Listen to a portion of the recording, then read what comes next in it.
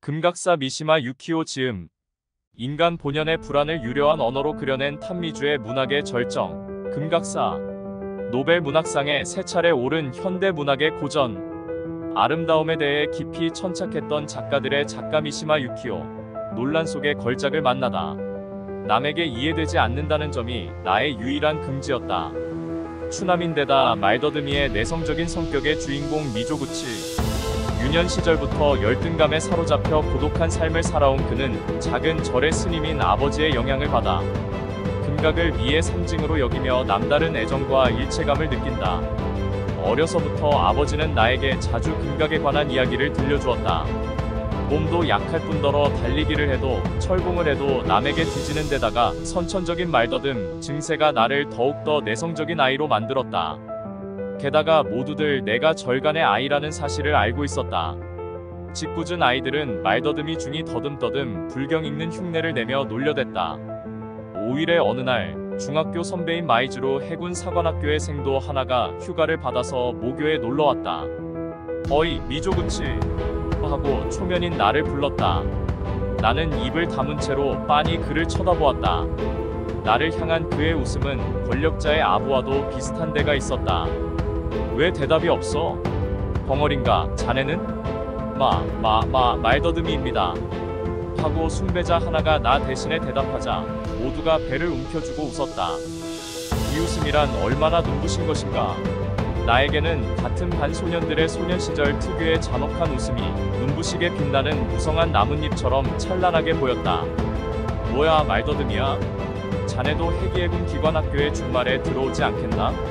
말더듬이 따윈 하루 만에 두들겨 고쳐줄 테니. 나는 어쩐 일인지 얼떨결에 명료한 대답을 했다. 의지와는 상관없이 말은 줄줄 흐르듯 순식간에 나왔다. 안 들어가겠습니다. 저는 중이 될 겁니다. 모두들 조용해졌다. 젊은 영웅은 고개를 숙이고는 그 옆에 풀을 뜯어 입에 물었다. 그래. 그렇다면 몇 년 후에는 나도 자네의 신세를 지게 되겠군. 그 해에는 이미 태평양 전쟁이 시작되고 있었다. 이때 나에게 분명하게 하나의 자각이 생겼다. 어둠의 세계를 향하여 팔을 크게 벌린 채 기다리면 된다는 것. 머지않아 5월의 꽃들도 제복을 입은 자들도 짓궂은 그부들도 내가 벌리고 있는 팔 안에 들어오리라는 것. 내가 이 세상을 바닥으로부터 쥐어짜서 움켜쥐고 있다는 자각을 지녀야 한다는 것. 하지만 이러한 자각은 소년의 긍지가 되기에는 너무도 무거웠다.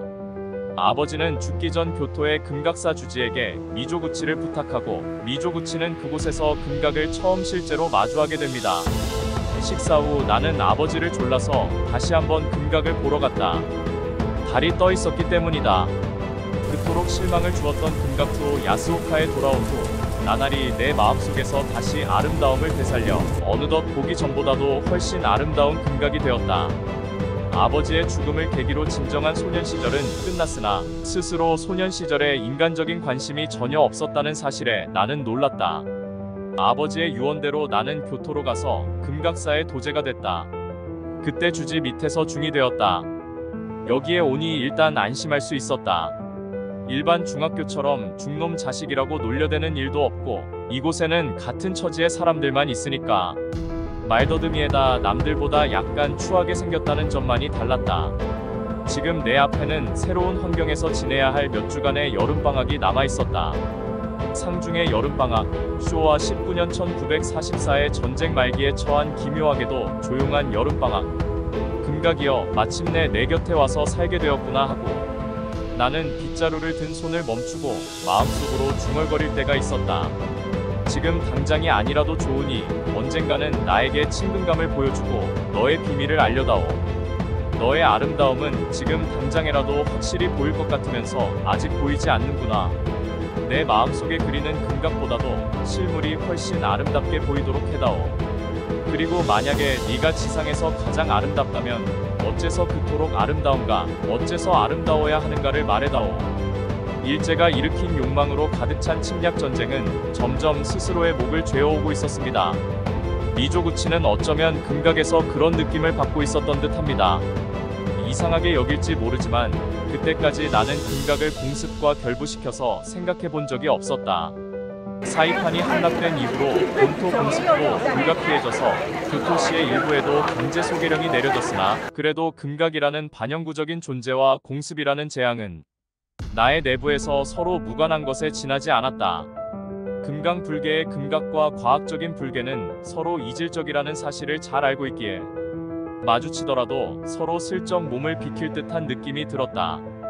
하지만 머지않아 금각은 공습의 불길에 타 없어질지도 모른다. 이대로 간다면 금각이 제로 변할 것은 확실했다. 이러한 생각이 싹 트면서 금각은 다시금 그 비극적인 아름다움을 더해갔다. 미조구치는 어째서 금각이 사라지길 원했던 것일까요? 못생기고 말더듬이인 자신을 놀려대던 사람들이 사라지길 바랐던 건 아닐까요?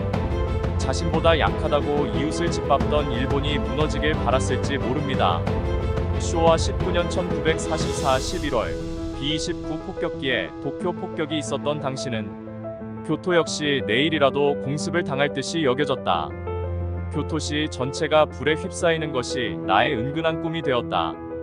기다리고 기다려도 교토는 공습받지 않았다. 이듬해 3월 9일 도쿄의 번화가가 불에 휩싸였다는 소식을 들었건만 재화와는 무관하게 교토의 상공에는 투명한 초봄의 하늘만이 있었다. 나는 거지반 절망에 빠져서 기다리며 이 초봄의 하늘이 마치 반짝이는 유리창처럼 내부를 보여주지는 않지만 내부에는 불과 파멸을 감추고 있다고 믿으려 했다. 나에게 인간적인 관심이 희박하다는 사실은 이미 말한 바와 같다. 아버지의 죽음도 어머니의 빈곤도 나의 내면 생활을 거의 좌우하지 않았다. 다만 큰 재화를, 큰 파국을, 인간적인 규모를 초월한 비극을, 인간도 물질도 추한 것도 아름다운 것도 깡그리 동일한 조건 아래서 말살해버릴 거대한 하늘의 앞찾기 같은 것을 꿈꾸고 있었다. 때로는 초봄 하늘의 심상치 않은 광채가 지상을 덮어버릴 정도로 커다란 도끼날의 시퍼런 빛처럼 다가왔다. 나는 단지 그 낙하를 기다렸다. 생각할 틈도 주지 않을 정도로 신속한 낙하를. 소설을 읽다 보면 그 속에 녹아있는 역사적인 사실을 발견할 수 있습니다. 한국 전쟁 당시 공산주의 빨치산을 토벌하기 위해서 8만 대장경이 보관되어 있던 해인사를 폭격하고자 했던 미군에 대해 당시에는 어쩔 수 없었던 결정이라고 이해할 수 있을까요? 간신히 나는 어머니를 직시했다. 매끄러운 입술 언저리에 금리를 반짝이며 웃고 있었다. 내 대답은 몹시 더듬거렸다. 하지만 언젠가는 군대에 끌려가서 전사하게 될지 몰라. 바보야, 이런 말더듬이가 군대에 가면 일본도 끝장이게. 나는 몸을 경직시키며 어머니를 증오했다. 하지만 더듬거리며 나오는 말은 변명에 지나지 않았다. 공습으로 금각이 타버릴지도 몰라. 이런 식으로 간다면 교토의 공습은 절대 없을 거야. 미국이 사양하고 있거든. 사실 그랬습니다. 미국은 원자 폭탄 투하를 앞두고 도쿄와 교토를 여러 선택지에서 제외시켰습니다. 도쿄는 여러 차례의 폭격으로 원자 폭탄의 효과를 제대로 검증하기 어려웠고 교토는 역사적으로 유적지와 보존해야 할 가치가 많다는 이유 때문이었습니다. 하지만 한국 전쟁 때 미국을 포함한 유엔군은 해인사를 폭격하라는 명령을 내렸습니다. 미군에겐 일본의 금각사가 해인사보다 가치가 높았던 것일까요? 다행히 대한민국 공군 김영환 대령이 폭격 명령을 따르지 않았습니다. 깊이 생각해보면 당시 왜 메가더 장군은 일본의 국왕과 동격이었습니다. 메가더 장군이 한국전쟁 당시 한국에서는 단 하루도 잠을 잔 적은 없습니다. 인천 상륙작전이 끝난 후에도 비행기를 타고 신의주 상공을 우회해 일본으로 돌아갔습니다. 이미 중공군이 조용히 남하하고 있음을 발견하지 못한 채 말이죠.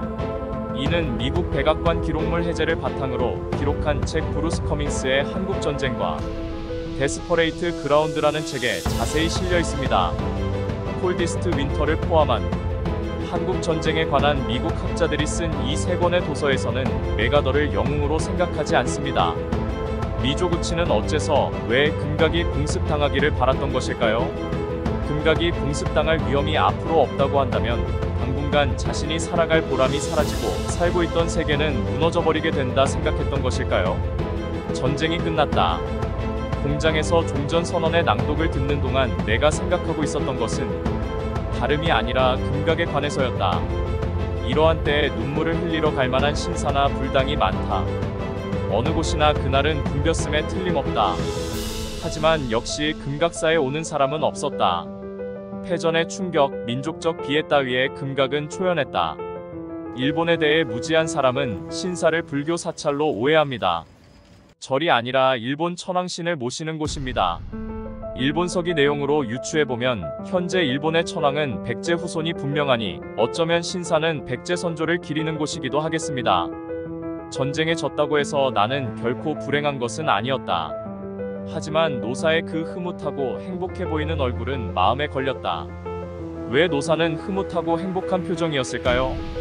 단지 미조구치가 추남이라서 혹은 말더듬이라서 깊은 혼란과 갈등에 휩싸이게 되는 것만은 아닙니다. 작품 금각사는 한편으로 우리 자신을 돌아보게 만드는 힘이 있습니다. 책 금각사는 실제 방화 사건을 모티프로 미시마 유키오가 지은 시사소설이자 고백소설이라 하겠습니다. 6월 25일 한국에 동난이 발생했다. 세계가 확실히 몰락하고 파멸하리라는 내 예감은 사실이 되었다. 서둘러야 한다. 차일피일 미루던 미노구치에게 금각 방화 실행의 결정적 계기가 바로 한국전쟁이었습니다. 한국전쟁이 발발하자 미노구치는 세계의 몰락을 확신하고 방화를 준비했던 것이다. 탄미주의 문학의 거장인 미시마 유키오의 대표작이자 고백소설로 꼽히는 이 작품은 몸의 콤플렉스로 인해 미래에 대한 불안과 일상생활에 대한 불안을 품은 채 살아가는 주인공의 이야기를 수기 형식으로 풀어낸다. 더불어 자신의 내면과 외부 세계를 일치시킬 수 없어 자기 혐오에 빠지고 마는 인간 본연의 고뇌와 딜레마를 아름답고 섬세한 문장으로 그려낸다. 지금까지 캔디맨의 고전 여행이었습니다. 그럼 다음 고전 여행에서 뵙겠습니다. 감사합니다.